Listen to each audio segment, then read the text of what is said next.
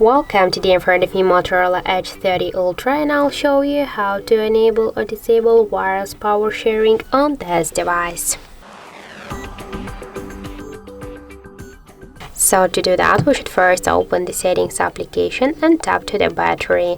After that, we'll see here the power sharing section, and just to allow power sharing, we should click here once on the switcher.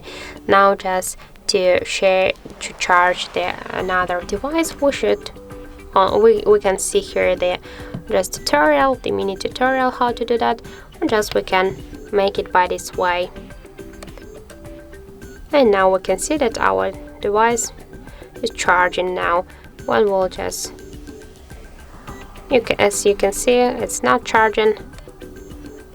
Now when we'll just take it with the backside to our device, we can see that it's charging. It's charging successfully. And if you want to just turn it off, we should click here on the switcher once again, and that's it.